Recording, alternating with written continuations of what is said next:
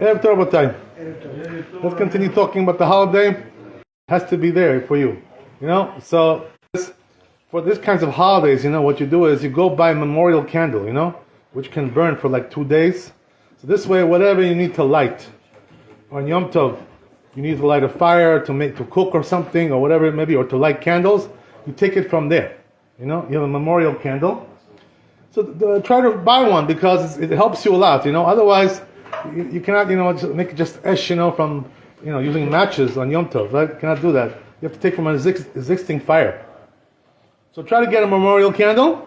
This way everything will come out easy for you. So what do? You take that memorial candle, right? And you make on this Havdala, right? Be'oreh me'oreh ha'esh. Because it's going to be Motzi Shabbat. Right? So you got to do Havdala, Hamavdil ben Kodesh leKodesh, and then you finish the Kiddush. Right? Like this, right?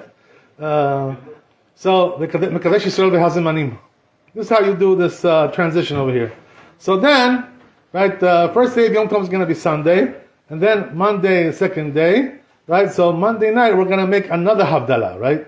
Why? Because now Yom Tov went out, so you have to do another Havdala, right? But this Havdala is not the same. What does that mean? We don't use Ner, we don't use Besamim for this one, right? Just kos, wine. Hamavdil ben Kodesh lechol. That's how you make the Havdalah. I'm sorry? On one, let's say? Yeah, because it's Yom Tov, it's not Shabbat, So Yom Tov and Shabbat are not exactly the same. So what does that mean? On Shabbat we make Besamim. Why? Because the Neshama Yetara goes out, So to relieve yourself from this, you need to make Besamim. But Yom Tov, is there Neshama Yetara on Yom Tov? So the truth is there is, but it's not the same level. It's not the same thing. So we don't make besamim. The minhag is that we don't do besamim on Motzi Yom Tov. So you just do the kos. Hamavdil ben Kodesh lechol. Now, finished, right? That's it. You're done. That's how you do it. So now, after that, you're in Chol Hamoed, right? So Chol Hamoed has its own rules. So what are the rules of Chol Hamoed, right? First of all, I want to tell you, there's a machloket about this in the poskim, whether the melacha on Chol Hamoed is forbidden from the rabbis or from the Torah, right? The prohibition on Chol Hamoed. Some say it's from the Torah, Some say it's from the rabbis. What's the halacha? Maran Rabbi Shalom, he says in Chazon Ovadia that it's from the rabbis. This is the halacha. It's rabbinical. So what do I care if it's rabbinical or not? Because it's a little bit lighter. Sometimes when you have doubts, you can be more lenient when it's rabbinical. So why did the rabbis make this takana not to do melacha on Chol Hamoed? Certain types of melacha. Not every melacha is forbidden, but there are certain types of melacha which are forbidden, right? But not everyone. So why do the rabbis make these rules? For what? What do we need it for? So the idea was like this, that you should give kavod to the Chag. Number one, come into the Chag, everything is already ready for you, right? You shaved, you took a haircut before, right? Not after Asur, right? You have to do everything before. Shave, haircut, right? Cut your nails, everything, like get everything ready. You take a bath, take a shower, right? You do all these things before the holiday, so you come in nice and clean, and respectful for the holiday. This is one of the reasons why they don't allow you to do on Chol Hamoed, because they say, what? If we allow you to do melacha on Chol Hamoed, what it's going to be, right? He's going to save all the melacha for Chol Hamoed. He's going to say, I'll wait till Chol Hamoed. I'll do everything over there at that time, But that's not good, because Chol Hamoed is not for doing melacha, not for doing laundry, Chol Hamoed, the old laundry. Let me take out the old laundry, and finish everything. Yalla. No. They told you, right? Don't do this because Chol Hamoed is not for laundry. It's not laundry day, So that's the way they said on Chol Hamoed you're not allowed to do laundry, because we want you to do everything beforehand. Don't come in, with dirty laundry and then put everything for Chol Hamoed. Asur. So. Therefore, right, the rabbi said, don't come in, don't do laundry on Chol Hamoed. So, what's forbidden on Chol Hamoed? You're not allowed to use a washing machine, right? Even just to press the button. What's the big deal? I'm just pressing the button. No, not allowed. Right? The rabbis made takana not to do any laundry. The whole day, 8 days. 8 days, right? But listen, we're not angels. We have to do something. So there are some things which are allowed. So what's allowed? Things which get dirty all the time, like consistently getting dirty. So like what? Socks, underwear, right? Towels, right? He's got kids, he's got to worry about them. Right. Also, the children, what happens is that they get dirty all the time, Every time you put something on them, in 5 hours it's already, they finish it. 5 minutes.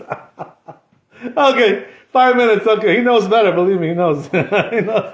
Nobody can argue with that. So, this is the reason, so they allowed you to do things like this, which get dirty all the time. So you want to do towels, you can do. You want to do socks, underwear, you can do. Kids' clothes, you can do, right? Things like this, things which get dirty all the time. Basics. I don't know. I'm not sure if we can call this basics. It's something which gets dirty all the time. Yeah, things like this, right? Not exactly basics, because shirt is also basics, But shirt you're not allowed to wash. You know what I mean? Saruchka. No, asur. Why? Because you should come in, ready, with shirts. Everything should be ready. How many shirts do you have? I don't know. 3, 5. I don't know. Some people have 10, and 100. I don't know what they have. I don't know what they have. Make sure all your shirts are clean, before the holiday. Don't come in, to the holiday and now looking for shirts, Oh, my shirts are, I have to take them to the cleaners. What do you mean? Now's the time to take the shirts to the cleaners on Chol Hamoed? Asur, right? So the rabbi said, don't do laundry except these things that we do allow, but everything else not allowed. So what happens, right? Let's say a person, he wasn't careful and he doesn't have any clean shirts, So what do you do now, right? What do you do? So they say the poskim, better to buy a new shirt than to do laundry, Better go buy a new one. Right? I'm sorry? On Chol Hamoed. Yes, Chol Hamoed, yes. Go buy one. Better to buy it than to do laundry. Because the rabbi said, we don't want you doing laundry on Chol Hamoed. Forget about this, you know what I mean? But there is one thing that they do allow you to do, right? Remember this, don't forget, because this happens all the time. When you're eating your seudah, right? Sometimes, your shirt gets a stain, right? Right? Something fell on the shirt when you're eating. It happens all the time, So the rule is like this, spot washing on Chol Hamoed is allowed. To take out stains. You can't wash the whole shirt. You know what I mean? That's the spot. Right, spot washing is okay, So you can take some soap, and some water and chuk, chuk, chuk, chuk, chuk, like this, and get it out. You're allowed to do that in Chol Hamoed. But new one is like Omer. Omer. Yeah. You're not sure to put a new one. Yeah, so the truth is, on the days of the Omer, you're allowed to buy new clothing. There's no prohibition to buy new clothing on the days of the Omer. There's other things, we cannot do. We cannot get a haircut, right? We're not allowed to shave, we're not allowed to make khatuna, right? Things like this. But we are allowed to buy new clothing. You can buy a new suit, after the holiday's over. You can buy a nice new suit. Nobody can tell you nothing. In the middle. Yeah, in the Omer, it's allowed. In the Omer, it's allowed. No problem. Even before Lag BaOmer, right? So that's okay. That's not a problem, But as we said, right, spot washing you can do, even in the normal way, like normal. Can I give a bag of laundry to the goy to do it? Oh, you just reminded me. I was gonna talk about that, right? What about giving the laundry to the goy, right? And let the goy do it, I'll rest, right? Got Dutch laundry over here, right in the corner. Give it to him, right? He'll take care of it. So the rabbi said, the problem is like this. They said like this. When they made the takana about Chol Hamoed, they said, whatever you cannot do, you cannot tell the goy to do it either. Asur, to tell the goy. In this particular case, in Chol Hamoed, this is the way they made the takana, So this is the reason why you cannot take your dirty laundry to the cleaners, right, on Chol Hamoed. Asur. Even though they're gonna give it to you after the holiday, still asur, because they're telling them to wash it now, right? So therefore, forget about the cleaners, right? For 1 week, don't go to the cleaners. There is one thing you're allowed to go to the cleaners. You know what that is? I'll tell you. You have to know, right? Pick up. Oh, you said, right? That's what you said, right? Yeah, this is right.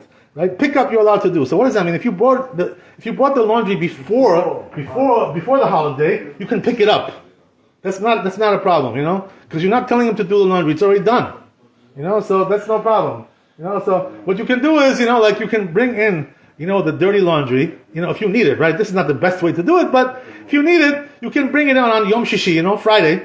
You know what I mean? Bring the dirty laundry and pick it up on Tuesday, right? When the holiday's over. Monday, whatever, right? Monday, Tuesday. You can do that, It's not the best way, but it's okay, if you need it, you need it, that's okay. But you're not allowed to bring in anything to the cleaners on Chol Hamoed Asur. This is not allowed. So you cannot tell a goy to wash for you anything, on Chol Hamoed. Just like you can't do it, the goy can't do it. Same thing. This is the way they made takana. I'll tell you another thing and we'll stop. I don't want to take you too long. There's a lot of things to talk about in Chol Hamoed, a lot of rules, a lot of laws. Also, people are always talking about this in Chol Hamoed, about writing, to write, right? Are you allowed to write on Chol Hamoed? By the way, before we get to the writing, I just want to tell you, what's the reason why you're allowed to spot wash on Chol Hamoed? You can do spot washing, right, as we said. What's the reason that you're allowed to do that? You know what the reason is? It's good to understand this, The reason is because you're doing with a shinu. It's a different way. It's not the normal way of washing, So the abnormal way they allowed, shinu, kila haryad. This is the reason why it's allowed, So there are certain things you can do the abnormal way. This is the reason, spot washing is abnormal. That's what it is, This is the reason why they allowed. Okay, so now let's get to writing. So the truth is, that really, it says in the Poskim, the Shulchan Aruch, that only professional writing is asur on Chol Hamoed. You know what that means, professional writing? Like a sofer, He writes, Sefer Torah, Tefillin, Mezuzah, things like this, So therefore, if you just like scribble, scribbling, like we do, right? Our scribble writing, that's not professional, right? Anybody can do that. Any child can do that, right? 7 years old, 8 years old kid. So that's not professional. So that you're allowed to do. But they say, there's two opinions there: the Rashba and the Rambam, right? One says like this: you can write scribble on Chol Hamoed, not a problem, but only if you need it for the holiday. Let's say, right, you need to buy something, you need to write a check, or to sign a receipt, right? You need to sign it to buy something for the holiday. Since you're doing it for the holiday, you're allowed to sign it. You're allowed to write the check, on Chol Hamoed. It's not a problem. So then there's the other opinion, right? As we said, there's two opinions here. The other one says also if it's davar ha'aved. So what does that mean? You're going to lose money if you don't write. You're going to have a loss. So they allowed you to write because of that reason. So those two reasons they allow you to write. One is because you need it for the holiday to buy something, whatever, right? All these things. The other one is you're going to lose money if you don't write. When does a person lose money when he doesn't write? When does this happen? You know what it is? Sometimes he needs to balance a checkbook, Make sure he has enough money in the bank, right, to cover his his checks, right, or something like that. So if he doesn't balance his checkbook, or if he doesn't do this kind of a thing, he's going to lose money because of this. The checks are going to bounce, $50, right, fee. Baruch haba, right, Baruch haba, the bank, right, they're going to get you. So, something like this, where it's going to cause you a loss, they allowed you to write. ברוך ה' לעולם, אמן ואמן. רבי חנניה בן השומר, ועשה הקדוש ברוך הוא עוזק לישראל, לפיכך הרבה להם תורה מצוות שנאמר לא יחפש, למען צדקו יגדיל תורה וידיר.